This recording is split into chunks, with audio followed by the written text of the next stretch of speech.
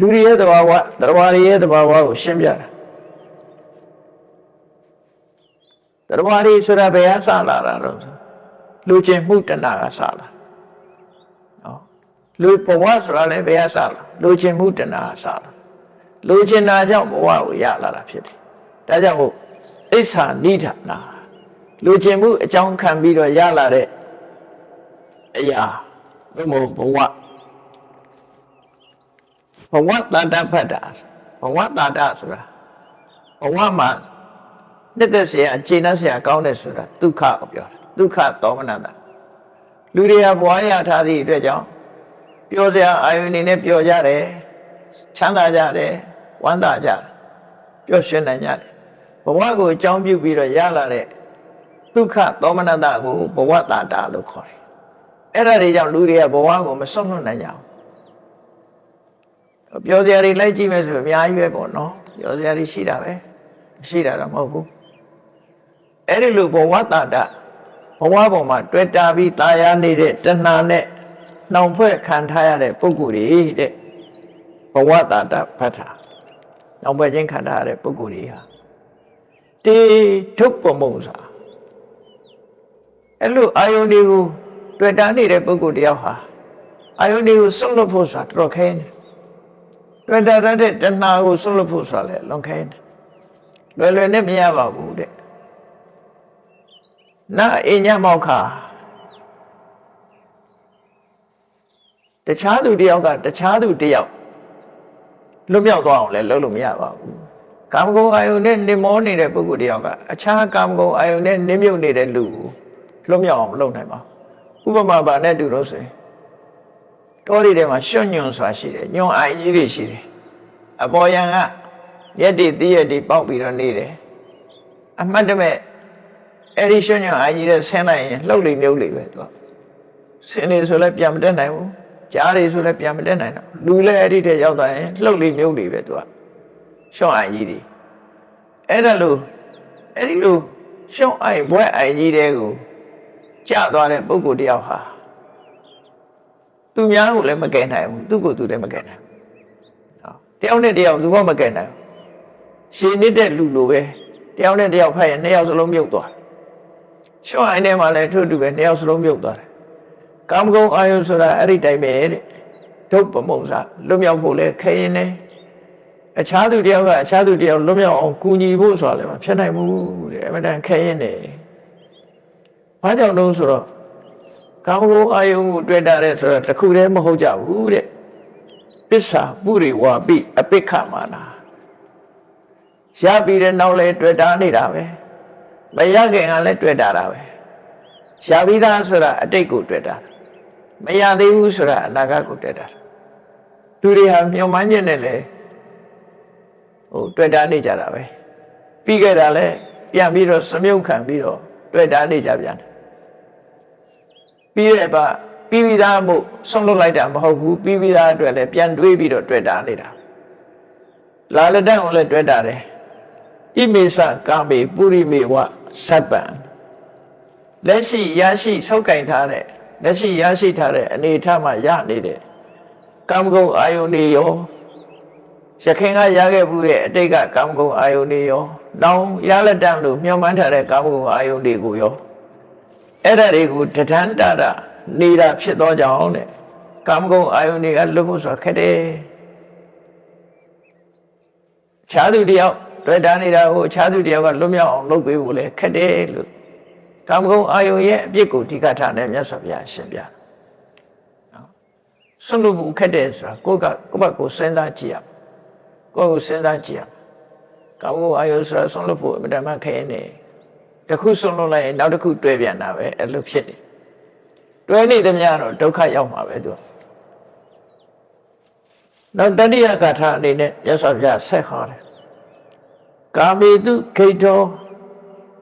ပတုတာကာမေတုခိတာပတုတာပမုံလာလူတွေရဲ့တဘာဝဟာကာမဂုဏ်အာယုန်တွေပေါ်မှာတမက်တမောရှိတယ်တမက်တမောဖြစ်ပြီးတော့နေကြတယ်အဲ့ဒါကိုကာမေတုခိတာကာမဂုဏ်အာယုန်တွေပေါ်မှာတမက်တမောရှိပြီးတော့နေကြတဲ့သတ္တဝါတွေတဲ့ မမောပြီးတော့နေကြတဲ့သတ္တဝါတွေအဲ့ဒီမမောနေတဲ့ပုဂ္ဂိုလ်တွေဟာဘာလို့ကြတော့ဆိုလို့ရှိရင်ရှားပြီးသားကာမဂုဏ်အာယုန်တွေမှာမမောသလိုတစ်ဖက်ကလည်းဘတုတာမရသေးတဲ့ကာမဂုဏ်တွေရဖို့အတွက်ရှားနေကြပြန်တယ်ရှားပြီးသားလည်းသိမ့်ပိုက်ထားတယ်မမောနေတယ်နောက်ထပ်အသစ်လည်းထပ်ရှားနေတယ်ဘဝမှာအဲ့ဒီတိုင်းပါပဲနော်လူတွေဟာအသစ်နဲ့ရှားလို့ပြီးတတ်မှာမဟုတ်တာရှားလို့မပြီးဘူးအဲ့ဒီလိုလူတွေရဲ့သဘာဝကိုမြတ်စွာဘုရားကာမေတုဂိဋ္ဌာအဲ့တော့ကိုယ့်ကိုစဉ်းစားကြည့်ကာမေတုဂိဋ္ဌာဆိုတာခြုံပြီးတော့ကြည့်လိုက်မယ်ဆိုရင်မျက်စိကမြင်တဲ့လှပတဲ့အဆင်းအာယုံနားကြားတဲ့ချိုသာတဲ့အသံအာယုံအဲ့ဒီအပြင်ဘာထင်ရှားတော့ဆိုရတ္တအာယုံမှာထင်ရှားတယ်လူတွေဟာတစ်ခါစားပြီးနောက်တစ်ခါစားကြတယ်အသက်ရှင်ဖို့စားတာမဟုတ်ဘူးကြိုက်လို့လိုက်ရှာစားတယ်နိုင်ငံညာမှားစားတယ်နိုင်ငံညာချက်တွေအမျိုးစုံရှာပြီးတော့စားကြတယ်အစားအစာနဲ့ပတ်သက်ပြီးတော့ဘယ်ဆိုင်ကကောင်းတယ်အဲ့တော့ရိုးရိုးအစာနဲ့အားမရတဲ့အခါကျတော့ဘီယာပါတောက်လာဒါလည်းကာမဂုဏ်အာယုံပဲအဲ့ဒါလို့အာယုန်ဒီမှာမလွတ်နိုင်တော့အောင်လူတွေဆွဲလန်းပြီးတော့လာတယ်ဆွဲလန်းလာလို့ရဖို့ရအတွက်လည်းကြိုးစားလာကြတယ်အဲ့ဒါကိုကာမေတုဂိဋ္ဌာကာမဂုဏ်အာယုန်တွေကိုမမောတယ်ကာမဂုဏ်အာယုန်မမောလို့မျက်စိကအလှပါကိုကြည့်ဖို့ဆိုတာဘယ်တော့မှမဆုံးနိုင်တဲ့ပစ္စည်းတွေကိုတီထွင်နေကြအတန်ဆိုတာလဲအတန်ပိုင်းဆိုင်ရာလဲတီထွင်ပြီးတော့နေကြတယ်တခြင်းတွေအသစ်အယ်ဘန်တွေထွက်တခြင်းဟောင်းသွားရင်တော့တခြင်းအသစ်နားထောင်အဲ့တော့ဘယ်တခြင်းတော့ဝါသွားပြီလို့နောက်ထပ်မကြားချင်တော့ဘူးလို့မရှိဘူးနောက်ထပ်အသစ်နားထောင်နေတာပဲအဲ့ဒါကြောင့်ရှားဖို့လဲစူးစမ်းနေကြတာပဲ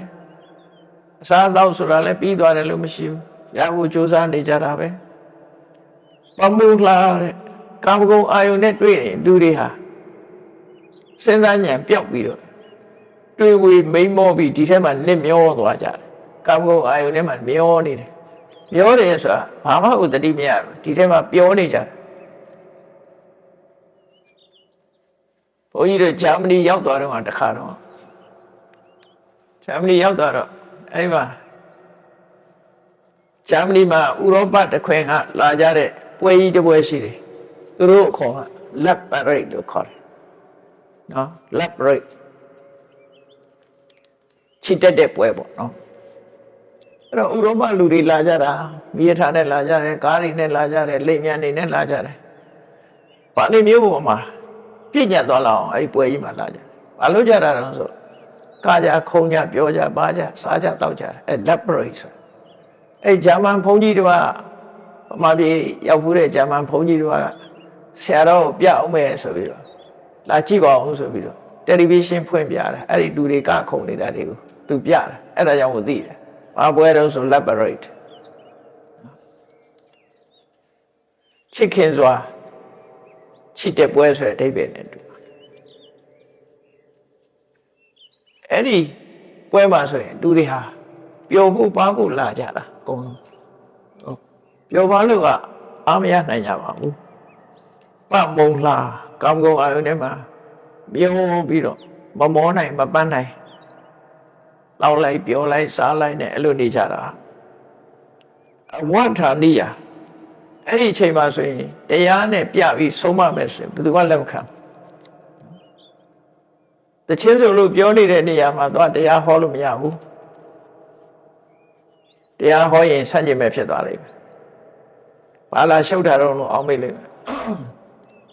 အဲ့တော့ကာမဂုဏ်အာယုန်နေနဲ့ပြောနေတော့အဝဋ္ဌာနိယနားမထောင်နိုင်ဘူးတရားသာမကြောက်ဘူးမကြားခြင်းဘူးအဲ့ဒီလိုအခြေအနေမျိုးရောက်နေတဲ့ပုဂ္ဂိုလ်တွေဟာဘာတွေများတော့ဘာတွေလုပ်တော့ဆိုတေဝိတမေနိဝိဋ္ဌာသူတို့ဟာကာမဂုဏ်အာယုန်တွေမှာပျော်ပါနေတဲ့ပုဂ္ဂိုလ်တိုင်းဝိတမေနိဝိဋ္ဌာဝိတမဆိုတာမမျှတတဲ့ကုသိုလ်အကုသိုလ်လုပ်ငန်းတွေထူးဆဲတွေပေါ့လေမှာတော့ကုသိုလ်ကောင်းမှုမဟုတ်ဘဲနဲ့အကုသိုလ်အလုပ်တွေမှာနှမျောနေတယ် ရင်တော့မယ်ပြုံးမယ်ပါမယ်အချင်းချင်းမတည့်ရန်ဖြစ်ကြမယ်ရိုက်ကြမယ်နှက်ကြမယ်အာဟုတုတွေအဲ့ဒါဝိသမေနိဝိဋ္ဌာမမြတ်တဲ့အာဟုတုလုပ်ငန်းထဲမှာသူတို့ကနှိမ့်မွန်းနေကြတယ်တဲ့အဲ့ဒီလိုပျော်ပါနေတဲ့ပုဂ္ဂိုလ်တွေဟာနောက်ဆုံးအချိန်ရောက်လို့ဒုက္ခရောက်ပြီဆိုရင်ဘာဖြစ်တော့ဒုက္ခပဏိတာပရိတိဝေယန္တိဒုက္ခနဲ့ကြုံပြီဆိုတဲ့အခါကျတော့ပြည်တန်းကြပြန်တယ်ငိုကြပြန်တယ်ဘယ်လိုငိုတော့ဆိုရင်ဒီဒုက္ခဘယ်လိုဒုက္ခတော့ဆိုရင်သေဖို့ကြုံလာတဲ့အခါသေကံဤဖြစ်လာတဲ့အခါမျိုးကြရင်တော့သူတို့ဟာငိုကြွေးကြတယ်ပြည်တန်းကြတယ်ဘယ်လိုပြည်တန်းတယ်ဆိုကိန္တုပုဝိတ္တမဣတောစုတာငါဒီဘဝကသေသွားရင်ဘယ်များဖြစ်မှာပါလဲဆိုပြီးတော့သေကံဤမှာဆိုလို့ရှိရင်ဒုက္ခရောက်ပြီဆိုတဲ့အချိန်ကြတော့မှညီတန်းကြတယ်ငိုယူကြတယ်ဝမ်းနဲ့ပန်းနဲ့ဖြစ်ကုန်ကြပြန်ပျော်တဲ့အချိန်တုန်းကတော့ပျော်လို့မဆုံးဘူးနော်သေကံဤရောက်တဲ့အခါကျတော့လက်ထဲမှာဘာမှမရှိတော့တဲ့အခါမှာအဲ့ကြရင်တော့ဆိုရင်ဒုက္ခတွေရောက်ပြီးဒုက္ခရောက်ကြတယ်ဒါဟုတ်သေကံဤမှာလူတွေကသေဝံသေဤမျိုးမျိုးကြုံရတယ်ဆိုတာသေကံဤပြုစုရတဲ့အဲ့ဒီဂျာမနီကနာအမျိုးသမီးတယောက်ရှောက်ဖူးတယ်သူကသေကံဤလူတွေကိုပြုစုရတဲ့ဆေးရုံမှာသူလုပ်တယ်လုပ်တဲ့အခါတချို့လူတွေကပြုံးပြုံးလေးသေသွားတာရှိတယ်တချို့လူတွေကယုံကန်ပြီးတော့သေသွားတာရှိတယ်တချို့လူတွေကမယုံကန်နိုင်ပဲမဲ့ပြီးသေသွားတာရှိတယ်အမျိုးစုံတွေ့ရတယ်အဲ့ဒါဘာဖြစ်လို့တော့လို့ပေးဘူးတယ်လူတွေစိတ်အခြေအနေကကြောက်စရာအယုံနဲ့တွေ့လို့ရှိရင်သူကြောက်လန့်နေတဲ့ပုံစံပေါ်လာယုံကန်တဲ့ဆိုလာဆွဲခေါ်နေတာလို့စိတ်ထဲထင်ရင်သူကယုံတာပဲတယောက်ယောက်ကလာဆွဲပြီးတော့သူ့ကိုနှိမ့်ဆက်တွန်းချနေတယ်ဆိုရင်ယုံကန်ပြုံးနေတယ်ဆိုတာတော့သူနှိမ့်သက်စရာအယုံလေးတွေ့နေလို့သူကကောင်းရန်သူဂတိဘုံရောက်မဲ့ပုဂ္ဂိုလ်ကြတော့ပြုံးပြီးတော့သိသွားတာအဲ့လိုသေကံဤမှာပြုစုရလို့သူကအတွေ့အကြုံတွေကိုပြောအဲ့တော့ဗုဒ္ဓရဲ့တရားတော်အရာပြုံးပြီးသေးတဲ့သူကတော့ကောင်းရန်သူဂတိဘုံကိုအိမ်မက်ထဲမှာသူမြင်ရတယ်လို့နမိတ်တွေ့တဲ့အခါမှာပြုံးတာဖြစ်မယ်ရှုံးကန်နေရတဲ့ပုဂ္ဂိုလ်ကတော့သူ့ကိုအနိုင်ကျင့်ပြီးဆွဲခေါ်နေတာကြောက်စရာအာယုန်တွေတွေ့လို့ဖြစ်လိမ့်မယ်မဲရွယ်ကြောက်လန့်ပြီးတော့တည်တဲ့ပုဂ္ဂိုလ်ကတော့သူကြောက်စရာအာယုန်ကြီးတွေတွေ့နေလို့ကြောက်လန့်ပြီးတော့နေတာဖြစ်မယ်အော်ဟစ်နေတဲ့ပုဂ္ဂိုလ်တွေလည်းကြောက်လန့်လို့အော်ဟစ်နေတာပဲဖြစ်သေကံဤကြောင့်တဲ့အခါကျတော့လူတွေဟာဒုက္ခပဏိတာပရိထိဝေယန္တိအဲ့ဒီကြတော့မှပျော်သမျှတွေဟာနောက်ဆုံးအချိန်ရောက်လာပြီဆိုလို့ရှိရင်ဒုက္ခရောက်ပြီးတော့ဖယ်သွားရမှာဘယ်ကိုရောက်မှန်းလည်းမသိတော့စိုးရင်တော့ကလေးဖြစ်ပြီးတော့ပြောကြငိုကြွေးကြတယ်ဒါကံကုန်အာယုန်တွေနဲ့ပတ်သက်ပြီးတော့လူတွေဟာဒီလိုချင်းတွေမျိုးကိုရောက်တတ်တယ်ဆိုတော့မြတ်စွာဘုရားဟောတာကံကုန်ရဲ့အပြစ်တွေကံကုန်ထဲမှာနေမယ်ဆိုရင်ဒီလိုဟာမျိုးတွေဒီကနေ့မှာဒုက္ခရောက်ပြီးတော့ကိုမကြည်မတတ်တွေဖြစ်နိုင်တယ်ဒါကြောင့်မြတ်စွာဘုရားနိလန်းပေးတယ်နောက်တစ်ခါထားမှာတတ္တမဟိသိခေထဣတိဝသန္တုမြတ်စွာဘုရားဟောကြားတဲ့တရားဓမ္မမှာလာတဲ့အတိုင်းသီလအကျင့်ကိုကျင့်ပါတဲ့သမာဓိအကျင့်ကိုကျင့်ပါပညာအကျင့်ကိုကျင့်ပါမသေးခင်မှာကာမဂုဏ်အာယုန်တွေထဲမှာစိတ်ကိုလွတ်မထားပါနဲ့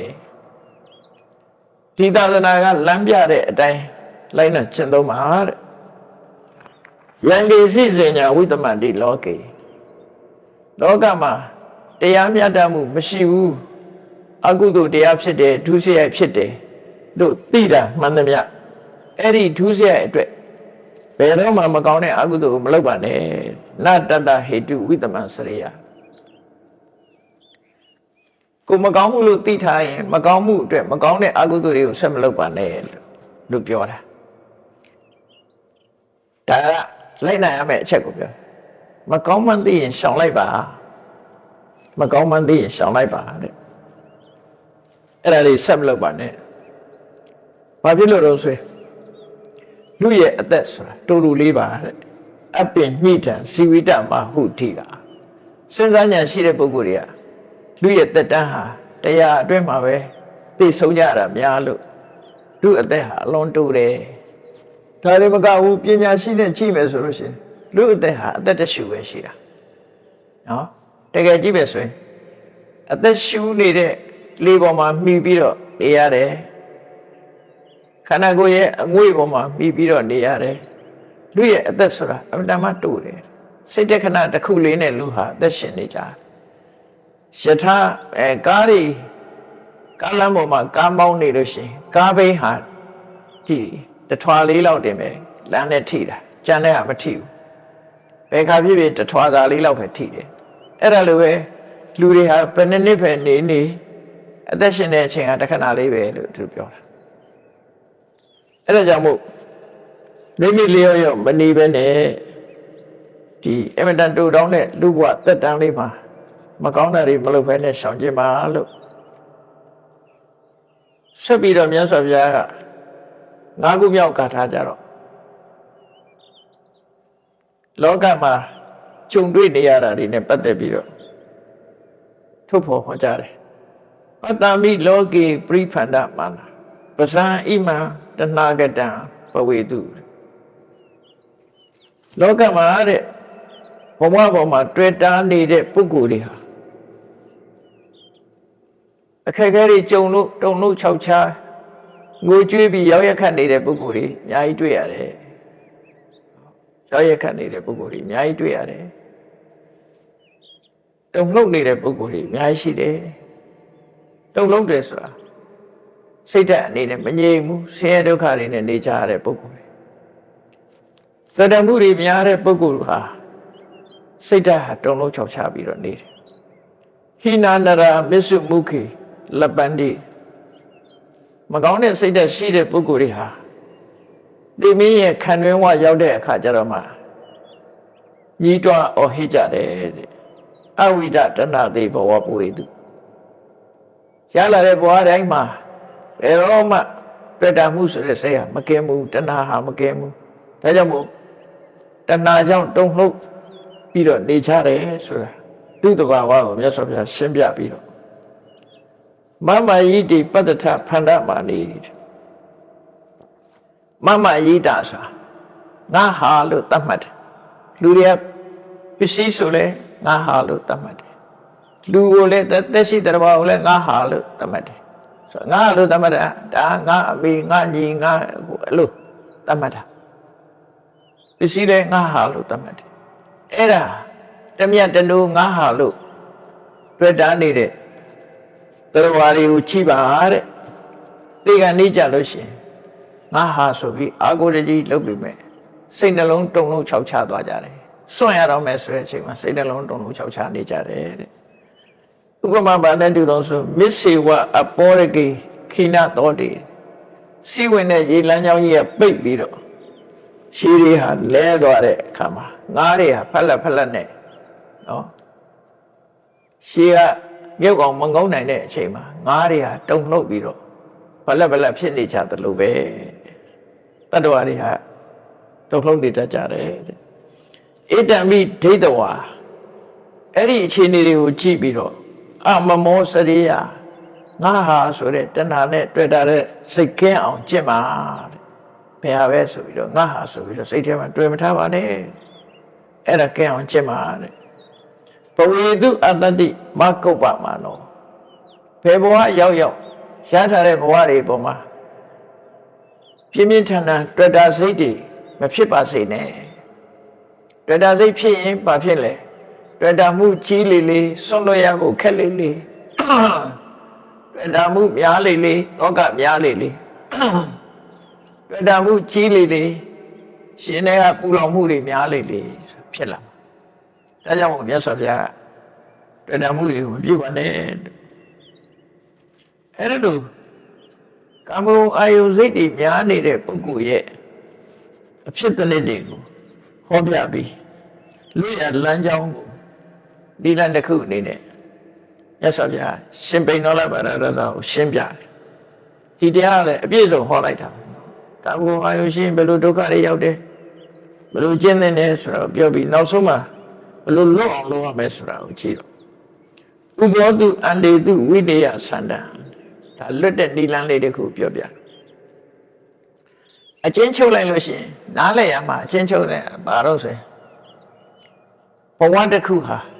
ခြေနှက်เสียအပိုင်းရှိတယ်မခြေနှက်เสียအပိုင်းရှိတယ်ခြေနှက်เสียအပိုင်းကိုအတ္တရလို့ခေါ်တယ်မခြေနှက်เสียအပိုင်းကိုအာရိနဝလို့ခေါ်တယ်ဘယ်ဟာပဲဖြစ်ဖြစ်ခြေနှက်เสียကောင်းတာခြေနှက်เสียမကောင်းတာဆေးတောင်မှပဲယောဂပြောက်စေတဲ့ဆေးတောင်မှပဲ side effect ဆိုတာရှိတယ်နော်ဆိုးချိုးဆိုတာလာတယ်ဘဝမှာလည်းပဲကောင်းကျိုးဆိုးကျိုးဆိုတာနှစ်ခုရှိတယ်ပေါ့နော်ကောင်းကျိုးကိုအတ္တရလို့ခေါ်တယ်ဆိုးကျိုးကိုအာရိနဝလို့ခေါ်တာပဲအဲ့ဒီမှာဘဝရဲ့ကောင်းကျိုးဘဝရဲ့ကျင့်တတ်เสียဘာတော့ဆိုရင်ဘဝရထားလို့ပြောရတယ်ရွှင်ရတယ်အပေါင်းအသင်းတွေနဲ့နေရတယ်ချမ်းသာဒုက္ခတွေရတယ်ဘဝမှာပြောစရာတွေရှိတယ်အဲ့ဒါတွေကိုခံစားရတယ်ဒါဘဝရဲ့ကျင့်တတ်เสียတခုအဲ့ဘဝရဲ့မကျင့်တတ်เสียဘာတော့ဆိုရင်ဘဝကြီးကမတည်ငြိမ်ဘူးပြောင်းလဲနေတယ်အမြဲတမ်းကိုယ်ကလည်းဘဝမှာရွယ်နဲ့နုနုပြိုပြိုနေခြင်းပဲလို့အိုးလာတယ်အင်အားရှိရှိနေခြင်းပဲလို့အင်အားတွေရောလာတယ်အလှတွေပြက်လာတယ်ဘဝအခြေအနေတွေဆိုးရုပ်လာတယ်ဒါတွေကမဖြစ်ချင်တာတွေဖြစ်တာလေအဲ့ဒါကိုဘဝရဲ့အပြစ်လို့ခေါ်တယ်ဒါပြင်အကောင်းနဲ့အဆိုးကရောနေတဲ့ဒီဘဝကြီးကလွတ်လန်းရောရှိသလားလို့ဆိုလွတ်လန်းရှိတယ်အဲ့ဒီလွတ်လန်းမှာအဲ့ဒီလွတ်လန်းကိုသိဖို့ရအတွက်ဘဝကိုပဲပြန်ပြီးတော့ဆင်ခြင်သုံးသပ်ကြည့်ဘဝပေါ်မှာတွေ့တာနေတဲ့တဏှာကိုဖယ်ရှားလို့ရှိရင်ဒါလွတ်လန်းမယ်အဲ့ဒါကိုခေါ်မလို့မြတ်စွာဘုရားဥဘောတုအန္တေတုဝိနည်းဆန္ဒအကြောင်းတရားနဲ့အကျိုးတရားအကြောင်းတရားနဲ့အကျိုးတရားအကြောင်းတရားပေါ်မှာလည်းတွေ့တာမှုမထားနဲ့အကျိုးတရားပေါ်မှာလည်းတွေ့တာမှုမထားနဲ့အဲ့ဒီနှစ်ခုပေါ်မှာတွေ့တာမှုတွေဖယ်လိုက်ဖတ်တံပရိညာယအနန္တုဂိတောဖတ်တာဆိုတာဘာကိုပြောတာတော့ဆိုအာယုံမှာထိတွေ့မှုရှိမှအခုကတော့ထိတွေ့တာတိုက်ပွဲဖြစ်တယ်ပြောနေကြဘယ်မှာထိတွေ့မှုရှိသွားတယ်ဆိုလူမှလည်းပဲထိတွေ့မှုရှင်တိုက်ပွဲပဲမျက်စိကနေပြီးတော့အဆင်းအာယုံနဲ့ထိတွေ့သွားတယ်အဲ့ဒါထိတွေ့သွားတာနဲ့ဘာဖြစ်တော့ဆိုဖတ်တာပစ္စယဝေဒနာပစ္စယတဏှာအဲ့လိုလာတော့တာထိတွေ့မှုကိုအကြောင်းပြုပြီးခံစားမှုတွေပေါ်လာတယ်ခံစားမှုကိုအကြောင်းပြုပြီးတော့ကြိုက်မကြိုက်ဖြစ်လာတယ်အဲ့လိုဆိုလို့အဲ့တော့အဲ့ဒီအကြောင်းနဲ့အကျိုးနှစ်ခုစလုံးပေါ်မှာမတွေ့တာဘူးဖတ်တာကိုပိုင်းခြားခြားနားလည်ရမယ်ဘယ်လိုနားလည်ရမလဲဆိုဒီထိတွေ့မှုဆိုတာကိုနားလည်ရမယ်ထိတွေ့မှုဆိုတာဟာမျက်စိနဲ့အဆင်းအာရုံဆုံးတဲ့အခါမှာထိတွေ့မှုဖြစ်တယ်နားနဲ့အသံဆုံးတဲ့အခါမှာထိတွေ့မှုဖြစ်တယ်နှာခေါင်းနဲ့အနံ့ဆုံးတဲ့အခါလျှာနဲ့အရသာဆုံးတဲ့အခါခန္ဓာကိုယ်နဲ့ထိတွေ့ဆုံးတဲ့အခါထိတွေ့မှုတွေဖြစ်တယ်အဲ့ဒီထိတွေ့မှုတွေဟာငါမဟုတ်ဘူးတကယ်တော့ဖတ်တာတဘာဝပဲတို့သူ့ကိုသိတာပိုင်းခြားသိတယ်လို့ခေါ်တယ်အဲ့ဒါကိုညာတပရိညာလို့ပြောတယ်ငါသိတာမဟုတ်ဘူးထိတွေ့မှုကဖတ်တာရဲ့သဘောသာဖြစ်တယ်လို့သိရမှာအဲ့ဒီဖတ်တာရဲ့သဘောသာဖြစ်တယ်ဖြစ်ပြီးတော့အဲ့ဒီထိတွေ့မှုလေးဆိုတဲ့ဖတ်တာဟာသာဝရလားလို့စဉ်းစားလိုက်ရင်ဘယ်ဟုတ်မလဲအာယုန်နဲ့လားဆုံးတဲ့အခါမှာပဲထိတွေ့မှုဖြစ်တာမဆုံးရင်လည်းထိတွေ့မှုမဖြစ်ဘူးဖြစ်ပြီးရင်လည်းသူကပျောက်သွားတယ်အဲ့ဒါကြတော့အဲ့ဒါလို့ဆုံးဖြတ်နိုင်တာကြတော့တိရဏပရိညာလို့ခေါ်တယ်ညာတပရိညာဆိုတာဖတ်တာရဲ့သဘာဝကိုသိတာတိရဏပရိညာဆိုတာဒီဖတ်တာရဲ့မမြဲတဲ့သဘောတွေကိုဆုံးဖြတ်နိုင်စွမ်းရှိတာအသိဉာဏ်ရတာတိရဏပရိညာအဲ့ဒီဖတ်တာပေါ်မှာတွေ့တာကိုပယ်ရှားနိုင်ပြီဆိုရင်တော့ပါဟနာပရိညာလို့ခေါ်တယ်ပါဏပရိအဲ့ဒီပရိညာ၃ခုနဲ့ထိတွေ့မှုပေါ်မှာတွေ့တာမှုမဖြစ်အောင်ထိမ့်သိမ့်ပါဒါလွတ်လန်းပဲ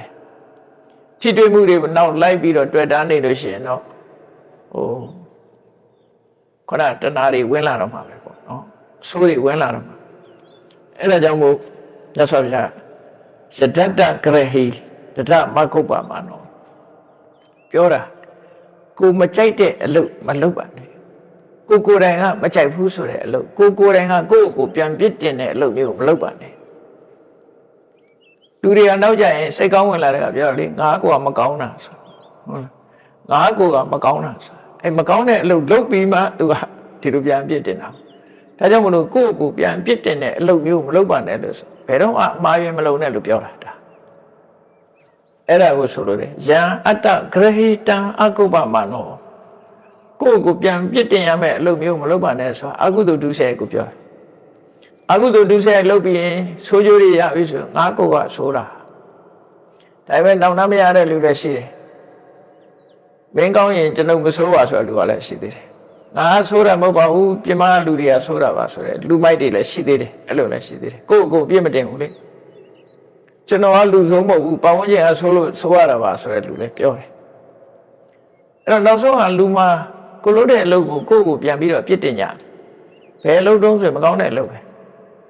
အဲ့ဒီမကောင်းတဲ့ကိုယ်တိုင်ကကဲ့ရဲ့ရမယ်အလုပ်မျိုးမလုပ်ပါနဲ့မလုပ်ဘဲနဲ့ယင်တဲ့အာယုံကြားတဲ့အာယုံထိတွေ့တဲ့အာယုန်တွေပေါ်မှာတဲ့တဏှာအစွဲနဲ့လည်းမစွဲပါနဲ့ငါဟာလို့ဆိုတာတဏှာရဲ့ဆွဲလမ်းမှုငါလို့ဆိုတာဒိဋ္ဌိရဲ့ဆွဲလမ်းမှုအဲ့တော့ငါဟာလို့လည်းမဆွဲလမ်းနဲ့ငါဆိုတာလည်းအထင်မလွဲလိုက်နဲ့သဘာဝတရားတသက်မြတ်တာဖြစ်တယ်လို့အဲ့ဒီလိုတရားဓမ္မကိုရှင်းရှင်းမြင်မယ်ဆိုလို့ရှိရင်ဒါကောင်းကောင်းအာယုန်ရဲ့လွတ်လပ်မှာပဲကောင်းကောင်းအာယုန်တွေတွေ့တာမှုတွေလွတ်ကင်းသွားနိုင်ပါတယ်ဆိုပြီးနောက်ဆုံးအနေနဲ့မြတ်စွာဘုရားဆက်ပြီးပေးတာဖတ်တာတခုကိုဥတီပြောတာဖတ်တာရင်လားလို့ဆိုမဟုတ်ဘူးတဲ့ယုတ်တိဏ္ဍနဲ့အကုန်လုံးဒီတိုင်းပဲချိတတ်ပါစေတဲ့တင်ညာပရိညာဝိသနေယဩဃတင်ညာပရိညာဆိုတာအသိစိတ်တွေအားလုံးအသိတင်ညာတွေအားလုံးကိုလည်းပဲခုတိုင်းသိပါကိုယ့်ရဲ့တဏ္ဍာမှာဖြစ်ပေါ်လာတဲ့အသိတွေနဲ့ပတ်သက်ပြီးတော့လည်းပဲညာတပရိညာသဘာဝကိုသိရမယ်တိရဏပရိညာမမြဲတာကိုသိရမယ်ပါဏပရိညာတွေ့တာမှုတွေကိုဖယ်နိုင်ရမယ်အဲ့ဒီ၃မျိုးနဲ့ကိုယ့်ရင်ထဲမှာဖြစ်လာတဲ့တရားတွေကိုငါဟာဆိုတဲ့တဏှာမစွဲနိုင်အောင်ငါဆိုတဲ့ဒိဋ္ဌိမဝင်လာအောင်ပရိညာ၃ရပ်နဲ့ဖယ်ရှားပါတဲ့ဖယ်ရှားပြီးတော့အခက်ခဲကိုကြော်လွှားလိုက်ပါဝိတရိယဩဃံဩဃဆိုတာကြော်ဖြတ်ဖို့ခက်တာကိုဩဃခေါ်တယ်ဩဃကာမောဃလို့ဆိုတာကာမဂုဏ်အာယုန်တွေကကြော်ဖြတ်ဖို့ခက်တယ်ဆွန့်လွတ်ပြဖို့အမြဲတမ်းခဲနေလူတိုင်းဖို့မလွယ်ဘူးအဲ့တော့လူတွေကလူဘဝကိုဆွန့်လွတ်ပြန်တော့လေဘုန်းကြီးဘဝဘုန်းကြီးရောက်တဲ့အခါဘုန်းကြီးတစ်ခါတွေ့ပြန်ရောနော်တခုမဟုတ်တခုပြန်တွေ့တတ်တယ်အဲကြောင့်မလို့ကာမဂုဏ်အာယုန်ဆွန့်လွတ်တယ်ဆိုတာရေဒီလိုင်းကြီးကိုဖြတ်ရတဲ့သဘောပဲအမြဲတမ်းခက်ခဲတယ်ဟိုဘက်ရောက်ဖို့ဆိုခက်တယ်ပရိက္ခဟေတုမုနိနောဘလိတ်တော်လူတွေမှာသိမ့်ပိုက်တာနှစ်ခုရှိဘာမြင်လိုက်ဘာနဲ့သိမ့်ပိုက်တော့တဏှာနဲ့သိမ့်ပိုက်တယ်တဏှာအမြင်နဲ့ချင့်ကပ်လိုက်တယ်ဒိဋ္ဌိအမြင်နဲ့ချင့်ကပ်လိုက်တယ်ဆိုလိုတာကငါဟာဆိုတဲ့အတွေးပဲများသောအားဖြင့်လူတွေဟာမစကဆက်လမ်းမှာပြောသလိုပဲတနေ့လူတွေဟာဘာပဲဖြစ်ဖြစ်ငါဟာဆိုပြီးချုပ်ကြိုက်နေကြတာလေအများဆုံးသုံးတဲ့ဟာငါဟာငါနဲ့ငါဟာဒီနှစ်ခုနဲ့ပဲဆွဲလန်းပြီးတော့နေကြတော့အသိပညာရှိတဲ့ပုဂ္ဂိုလ်ဟာငါဟာဆိုတဲ့အစွဲတွေကင်းအောင်လုပ်ပါတဲ့အပုံလှတန်တော့အဲ့ဒီအစွဲတွေငါဟာဆိုတဲ့တွေ့တာမှုကင်းသွားလို့ရှင်ဘာဖြစ်တုံးဆိုရှင်ထဲမှာစူးနေတဲ့မြညောင်ကြီးဟာနှုတ်ပြီးသားဖြစ်သွားလိမ့်မယ်ဟုတ်တာပေါ့တွေ့တာမှုရှိလို့လူတွေကတောကဖြစ်တာကိုတွေ့တာမှုလွတ်သွားတယ်ဆိုလို့ရှင်ထဲမှာစူးဝင်နေတဲ့ခံရခက်တဲ့ဟာဆိုမရှိတော့အဲ့ဒါကိုအပုံလှတန်လို့တဲ့မြားနဲ့ဥပမာပေးတာတော့ရှေးတုန်းကမြားနဲ့ပြစ်တာတွေများတာမြားနဲ့မြားစုသွားပြီဆိုရင်မြားကခြေကလေးကလည်းပါတဲ့အခါကျတော့ခွဲစိတ်ပြီးထုတ်ရတာအမတ္တမနာကျင်နေတယ်အမတ္တမနာကျင်တယ်အဲ့ဒါကြောင့်မို့ရှင်ထဲမှာစူးဝင်သွားတဲ့မြားဟာတုတ်ဖို့ရခက်တယ်လို့ကိုယ်ရင်ထဲမှာရောက်နေတဲ့တဏှာတို့တောကတို့ဒိဋ္ဌိတို့ဆိုလူယူကအမတ္တခက်တယ်ခုနလိုငါဆိုတဲ့အတွေးတွေကိုဖယ်ရှားလိုက်နိုင်လို့ရှင်အပုံလှတန်တော်ရှင်ဝါစူးနေတဲ့မြားကြီးကိုနှုတ်လိုက်ရတယ်လို့စရမပမတ်တော်အဲ့ဒါကိုတတိထားပြီးတော့အဲ့ဒီအခြေအနေရောက်အောင်မမေ့မလျော့ချင်းချန်ကျုပ်ကိုအထုတ်ပါတဲ့ဒါမှမဟုတ်လေချင်းချန်ကျုပ်ကိုအထုတ်ပါ နာတိတတိလောကမိမှန်ပရင်စာအဲ့ဒါလို့အားထုတ်လိုက်လို့ရှိရင်လက်ရှိဘဝကိုလည်းမတွေ့တာတော့ဘူးနောက်ဘဝကိုလည်းမမျှော်လင့်တော့ဘူးဆိုတာဘာကိုမှလိုချင်တာမရှိတော့ဘဲနဲ့တဏှာဟာဆုံးသက်ပြီးတော့တဏှာကင်းရနိဗ္ဗာန်ကိုရောက်ရှိနိုင်ပါတယ်လို့နိဗ္ဗာန်ရောက်ကြောင်းတရားကိုဟောတာမှန်ရသော်ဗျာနော်နိဗ္ဗာန်ရောက်သွားတဲ့ပုဂ္ဂိုလ်တယောက်ဟာနာတိတတိလောကမိမှန်ပရင်စာလက်ရှိဘဝကိုလည်းမတွေ့တာဘူးနောက်ဘဝကိုလည်းမမျှော်လင့်တော့ဘူးသူဟာအလုံးဟာတဏှာအနေလုံးဝလွတ်ကင်းသွားတယ်ဆိုတဲ့အဓိပ္ပာယ်ကိုဖော်ပြတာဒါကမြတ်စွာဘုရားကရှင်ပိဏ္ဏောလပါရဒွန်စကိုနှစ်ပါးထဲမှာခန္ဓာကိုယ်ကြီးတိုက်တဲ့ဟောလိုက်တဲ့ဂါထာ၈ပုဒ်အဲ့ဒီဂါထာ၈ပုဒ်ကိုဂုဟထကတုတ်လို့ခေါ်တာဖြစ်ပါတယ်ဒုတိယမြောက်ဒီတုတ်တန်ကိုမြတ်စွာဘုရားရှင်ပိဏ္ဏောလကိုဟောခဲ့ပေမဲ့လို့သာသနာတော်မှာထင်ရှားတဲ့တုတ်တန်ဖြစ်ပြီးအဝန်ဒီတိုင်းကကြွလာတဲ့ရှင်သောနာမြတ်စွာဘုရားကိုဒီသုတ်တန်တွေကိုရွတ်ဆိုပြီးတော့ပြတဲ့အခါမြတ်စွာဘုရားကိုယ်တိုင်နားထောင်ပြီးတော့အေးစာတဲတဲ့စာရီကျင်းနေအောင်ရတာပဲတရားတွေကျင်းနေအောင်ရတယ်လို့ဆိုမြတ်စွာဘုရားကိုယ်တိုင်ကသာဓုခေါ်တယ်သူကိုယ်တိုင်ဟောထားတဲ့ဒီသုတ်တန်တွေကိုသူကိုယ်တိုင်ပြန်နာပြီးတော့သုတ်တန်16ခုနာပြီးတဲ့အခါမှာမြတ်စွာဘုရားကိုယ်တိုင်သာဓုခေါ်ခဲ့တယ်တဲ့တရားချစ်ခင်သူတော်စင်ပြိဿအပေါင်းတို့ကုဟတကတုတ်ကာမဂုဏ်အာယုံများကိုစွန့်လွတ်ပါ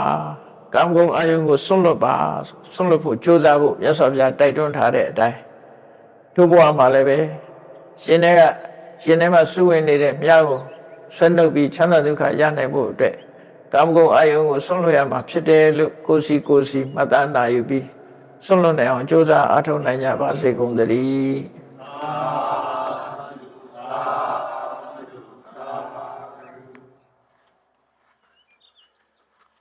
ရှိစေချရအောင်အလုံးလိုက်ဆိုလိုက်ကြအရှင်ဖေယဖေယတပည့်တော်တို့သည်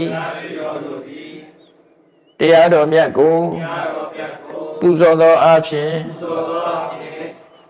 ဓမ္မဒါနတရားအလှပြုလုပ်၍တရားဓမ္မကိုနာယူစေကြပါကုန်၏တရားဓမ္မကိုနာယူမှသာလျှင်အတိဉာဏ်ရရှိ၍နိဗ္ဗာန်ကိုမျက်မှောက်ပြုနိုင်မှာ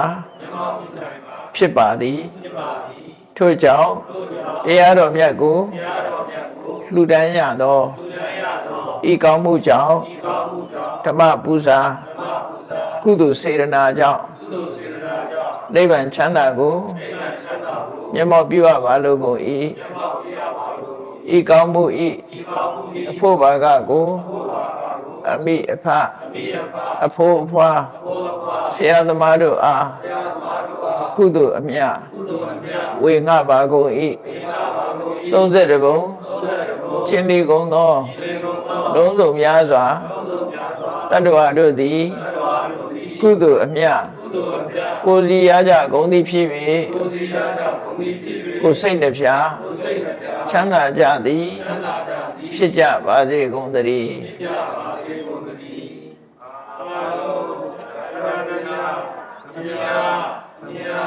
အမြတ်ပြုတော်မူကြပါကုန်သော